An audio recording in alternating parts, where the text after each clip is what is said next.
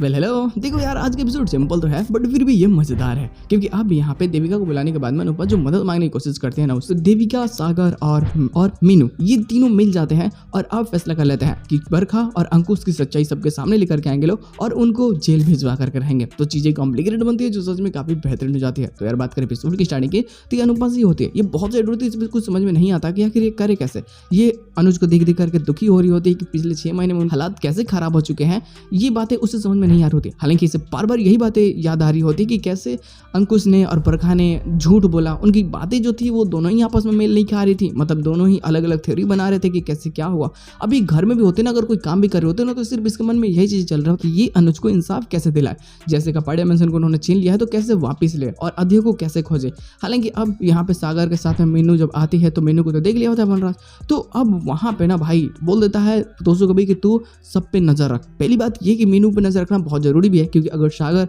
ये ऐसा कर रहा है तो उसके मन में कुछ और चीज हो सकती है। क्योंकि वनराज की थ्योरी यहाँ पे ये होती है कि सागर इसलिए पटा रहा है ना मीनू को क्योंकि मीनू एक बड़े घर की लड़की है और मीनू शादी कर ले तो शायद उसकी जीवन सेट हो जाएगी, बस यही सारी बातें चल रहा होता है। हालांकि मीनू को भी पता चल जाता है थोड़े ही देर बाद में कि अनुज कैसे मिला और कैसे क्या हुआ, कैसे मंदिर में पागलों जैसे घूम रहा था, क्योंकि किंजल बता देते हैं जब ये गोलगप्पे खाने के लिए बाहर जाते हैं लोग मंदिर के पास में। अब वहां पे कहानी क्या होती है ना कि तब तक देविका भी आ चुकी होती है अनुपमा के पास में। ये हालात जब देखती है ना अनुज की ऐसे, तो वो तो उसके दोस्त है और एक दोस्त की हालत इतनी खराब हो चुकी है, जो इतना हंसता खेलता था, जो इतना मजाक मस्ती करता था, वो इस हाल में है। इस चीज को देख करके देविका खुद को रोक नहीं पाती, वो बहुत रोती है, उसे बहुत गुस्सा भी आता है। वो तो समझो कि जान लेने तक तुल जाती है कि मैं जान से मार दूंगी जिसने इसके साथ में ऐसा किया है। हालांकि बाद में जैसा अनुपमा सारी बातों को बताती है कि कैसे मतलब बरखा और अंकुश ने धोखा दिया अनुज को, कैसे सारी प्रॉपर्टी को छीन लिया, उसे इंडिया में मरने के लिए छोड़ दिया। तो ये सारी बातों को जानने के बाद में ना देविका एक प्लान बनाती है कि वो कैसे भी करके अंकुश और बरखा को सबक सिखा कर रहेगी,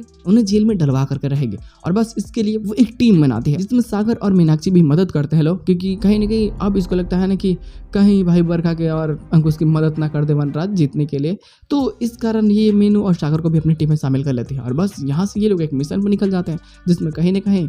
सूत्रधार मानो तो अनुपमा ही होती है। अब कैसे जीतेगी, क्या करेगी, क्या नहीं है, तो उसके ऊपर ही डिपेंड करता है। ये आने वाले प्लॉट्स में जस्टिफाई हो ही जाएंगे। फिलहाल इसके साथ में एपिसोड की एंडिंग कर जाती है, बट ये स्टोरी लाइन थोड़ी मजेदार होने वाली है क्योंकि फाइटिंग और कुछ नए प्लॉट्स में देखने को मिलेंगे यार, जो सच में मजे दे देंगे।